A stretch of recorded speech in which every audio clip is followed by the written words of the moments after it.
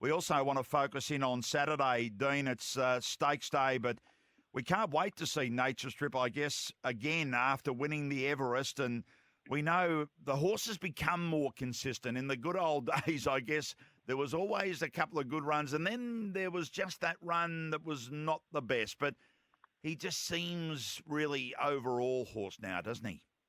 Yeah, he's a complete package now. It's amazing what what a great job Chris Waller has done with him from when he first started. Very similar to Very Elegant. He gets these horses ready for the grand finals.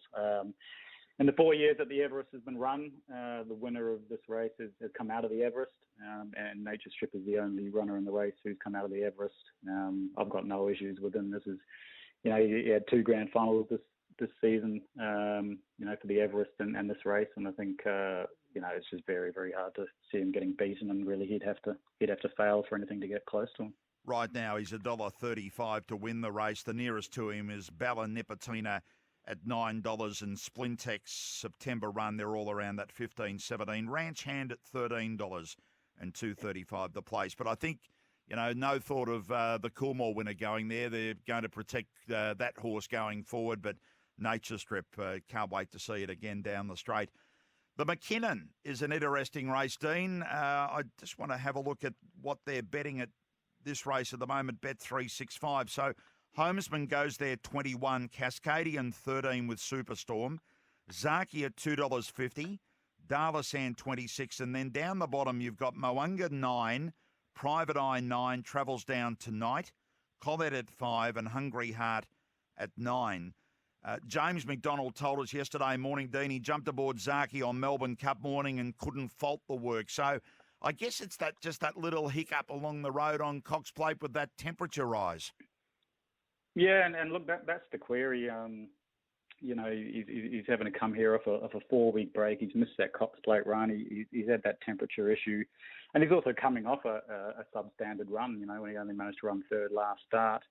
Again, you've either got to be keen that he's going to bounce right back to his best with J-Mac aboard, or look around him. I think the interesting thing with the Mackinnon for many years is the best lead up has always been the Cox Plate, and horses who have sort of run midfield in the Cox Plate have an outstanding record in this race with horses like Side Glance, Happy Trails, Awesome Rock, all at sort of big odds. You win the race coming out of the Cox Plate, and Arcadia Queen last year did it as well. The two I think that profile quite nicely for it, particularly with Zaki having a number of issues, are Moanga firstly, who was a good 4th in the Cox Plate. She obviously doesn't have to take on the likes of State of Rest and Animo and Very Elegant here. Has proven over 2,000 metres, having won the Rose Hill Guineas. Was close enough in the Cox Plate and sort of the right sort of run to profile really well in a race like this. And the other one is Delasan, who I'm amazed at the price, sort of $34, $35 at the moment. He was 6th in the Cox Plate. The prep before that, he ran 3rd in the Queen Elizabeth, was only beaten a length by Adib and Very Elegant, who are absolutely world class, and he beat home the likes of Think It Over, who performed so well in Sydney, Sir Dragonet, Mugatu, and Moanga. So he's got that form around 2,000 metres. He's got the right prep that I like, coming here 5th up off a Cox Plate run. And I think if there's a couple there that can sort of knock over Zaki and Delasan and Moanga coming off out of the right race, they're real dangers. Colette right now $5. I guess what can enhance Colette is maybe the forecast of rain, Dean. We know how good she is. They're saying possibility 5 to 10 mil on Saturday, showers increasing through the day. So that'll be a key point for our listeners around how that track is. Yeah, absolutely. And you look at the last 10 years, the winner of this race has always run sort of within 14 days. But a couple of them have backed up.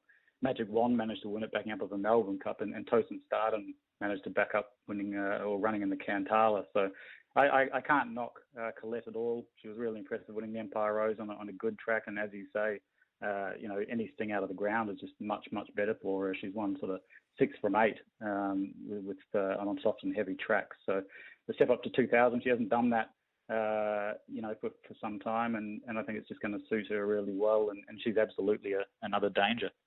Okay, so you're looking at Nature Strip being very hard to beat, obviously, at the price it is. But in the Mackinnon, you're looking at horses like Mwanga and Darlasan at the moment, as I said, about $26. Yeah, look, I think they're the ones you can knock over Zaki, and I think it's a bit of a risk Zaki. You know, it's hard to take that sort of $2.30, given its prep and given the issues it's had, and you got to have real confidence that it's going to bounce back to its best. And I just think it's the right kind of race for a horse to knock it over with that strong Cox Plate form. Have you looked at anything else there for Saturday at this stage of the week? There are a couple of others. Look at. Let me have a look at. I thought in the first race, Our Playboy, really likes to sting out of the ground. This horse, he absolutely bolted in to win the Winx Guineas last prep by 6 lengths. Forget he ran first up. He ran on the Rock Hard Eagle Farm track. There's so many horses that have just bounced straight out of that, including coming to Melbourne and won next start. He'll love Flemington. He'll love that big ground. He'll be fit because he was supposed to run in the Golden Eagle and he got scratched. And I think at $8, he's a really, really good bet, Our Playboy. And in the Matriarch, I thought Star L has been hitting the line really well in all of her 3 starts as prep. She's just racing as though the step up to 2,000 metres will be ideal, and she's sort of $10, $11 at the moment. And I think she's a really good bet in the Matriarch. In the Matriarch, okay. All right, so there's your views for not only today but for Saturday. You can get more by going to winningedgeinvestments.com. Tips and ratings from professional punters throughout the Spring Racing Carnival. Gamble responsibly. Call 1-800-858-858. And Dean, just finally, we reflect on Very Elegant in the Melbourne Cup. Your eyes, your opinions of that 4-length win. Oh, just outstanding. She just proved what a superior stayer she is, and on class, she was, she was the one to beat. And I've, learned another punting lesson as we learn quite often that Flemington track is just remarkable. On the one hand, it can get 50 millimetres of rain like this afternoon or like last night, and yet end up a good 4. But on the flip side, that good track just has so much given it that horses like Very Elegant and Colette and Ice Spark, who prefer dry tracks, can perform up to their best. So it shows what a remarkable track Flemington is. But I made the error of doubting Very Elegant on the dry track and assessing her on her sort of Turnbull run where she was disappointing. But the reality was, J Mac just gave her the perfect ride, and she ran outstandingly well, and she's a supreme stayer. And she could have even given the Arc a shake, I think, earlier this year had she been set for that. Yeah, look, it's exciting, and bring it on wherever she goes next there. I know there's an entry for the Hong Kong International meeting, but it just takes it that the horse is going to go for a break and come back and we'll enjoy her again in the autumn time. Yeah, look, it's great to have these superstars and to see Chris Waller and J Mac doing so well, and just the way they're getting these horses to peak on the big days. It's remarkable. Good on you, Dean. Appreciate your time. We'll do it again this time next week. Where are we next week? It's all sort of moving around. It's Cranbourne Cup Day. Cranbourne or Ballarat? It's one of those next week. But anyway, we'll talk about it as we discuss it next week. Good on you, Dean. Sounds good. Thanks, Andrew. Have a good day today. Dean Evans there for winningedgeinvestments.com. Brad Gray's joining us from Racing New South Wales. And Brad, yesterday's announcement, staggering $5 million golden slipper next year. Yeah, it's getting crazy, isn't it? These prize money increases, I can't keep up. $5 million for these 2-year-olds now. So I guess that's even more reason to look forward to what will be a sensational race. And it's a pretty important lead-up, this Golden Gift, isn't it? Because you look at the prize money in it, $1 million prize pool, 580 to the first horse, 190 to the second horse, and third, 98,000. So it goes a long way to cementing your spot in the race. It does. Right now at Bet365 in the Golden Gift, $1 million 2-year-old race. Sir Jardin at $4.80, Noble at $7.50, Contemporary and Shervo at $13, Charlatan number 5 for Joe Pride at $4.20. Then we look down to the Godolphin horse, the 8 for Jenny Duggan at $9 and Snitcat at $13, and just above that Queen of the Ball at $10. So we might have a really competitive market for this race, Brad. Yeah, it certainly looks to be the case, doesn't it? What an opportunity for Jenny Duggan. It's a non-claiming race, and the weight of Godolphin and James Cummings have thrown their wave of support behind Jenny, who's absolutely flying at the moment. So a big opportunity for her. But I think the market will continue to gravitate towards Charlatan. I know that it's a bit dangerous kind of going towards this horse that was the eye catcher. He didn't necessarily win and he did a few things wrong, but I thought his run in the Kirkham was an absolute cracker, and the times back it up too. He was sizzling home at the end of his race. He's still got a few wrinkles to iron out in terms of his racing manners. I like to see what he does here from a middle draw. So he drew barrier 12-13 in the Kirkham a couple of weeks ago and was jagged back to last. He was still, I think there was only one horse behind him at the 200 metre, at the 300 metre point. Yet he really rocketed to the line. So if Jay can get him to settle somewhere midfield, and he can still unleash that turn of foot that we saw on debut, he's going to take some beating. But there's form lines all over the place. Shadardin, third time lucky. For Gary Portelli, obviously won the Breeders' Plate. The concern there is that the time wasn't particularly too crash hot when you compare it to the Gimcrack. And I know that the Gimcrack winner is a beauty, Cool and Gather, and she's the early favourite for the Golden Slipper. But that's a little knock, and of course he'll have to go back from the draw. So plenty of angles here. I was actually having a look through this race last year, Andrew, of course, won by Sneaky Five, who won first up as a 3-year-old. And in the middle of the pack here was Captivant and Head of State. So sometimes it's not necessarily the winner that you've got to follow long term, but some of those that can just be running on. They're saying maybe a slight chance of some rain on Saturday, so I guess that'll play a key point as well.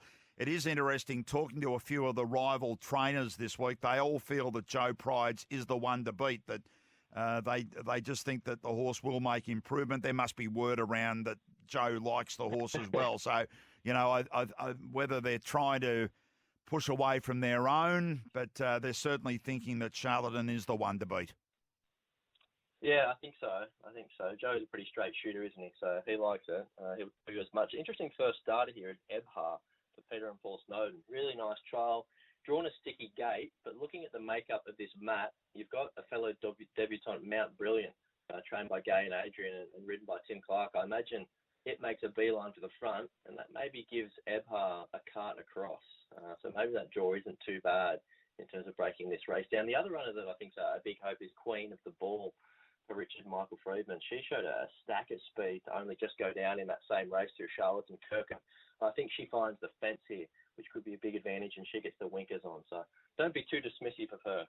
Spoke with Paul Snowden this morning, who's become a dad about a week ago for the third time. Well done to Crystal, the mum. And, of course, there's Madison, Harper, and now Sienna Grace has joined the Snowden clan. So well done to Paul and Crystal. I was talking to him this morning. He said, Ebha, we'd like to run, but we want to look at a map because barrier 10, you know, there are other options. So it'll be interesting. I think I can probably take it. If it lines up, then they're happy that the horse can run well. Yeah, I think it can only run well, can't it? It trialled brilliantly, and you generally find with the Snowden stable that with these 2-year-olds that trial well, they inevitably bring that trial form to the races. Very curious runner there. Outside of that, maybe you're looking at a Shervo. It could run a bit of a race. I didn't mind Shervo for the way that it finished off. Yeah, I thought he was quite brave. I don't think he's going to get a lot of accolades, but he was posted deep the trip, and he was probably entitled to be beaten further than 1.5 at the end. He was whacking away, and from a kind of draw here, maybe he's a little bit of an improver for punters to have a second look at. Then you've got so many form lines here, don't you? Like you've got Cannonball, the blinkers going on, I thought he's just enough down the straight at Flemington. Then you've got that other form line coming through the English 2-year-old restricted race at Moonee Valley, Noble for Annabelle Neesham. So few angles here, so there'll be a few different opinions, but at the end of the day, I think Charlatan's the horse that they all have to beat. Sean Patterson's just let me know that it's just starting to rain at Rose Hill. They're expecting 10 mil of rain over today and tomorrow, but Saturday looks very slim chance of less than 1 millimetre of rain. So it's really today and tomorrow where 10 mil could fall. It's the Inglis Golden Gift. It's the Hot Danish. It's Rose Hill for terrific prize money for the owners. The track at the moment are good for, but we'll just keep an eye on that. Brad, thanks for your time this morning. Really appreciate it. Pleasure. Thanks, Andrew. Brad Gray giving us his views around the feature race, the Golden Gift. And as I look at that market right now, we are looking at Charlatan $4.20, Sir Jardin, the top one at $4.80. And then there's a mixture of hopes under those two right now at Bet365. In the Hot Danish, Rocker Clock is at 4, Madame Rouge at 5, Tricky Gal $6.50, Nudge at $6, and Wonderbar is at 9 with Electric Girl. The Hot Danish and the Golden Gift, the two feature races coming up on Saturday at Rose Hill, which brings to an end another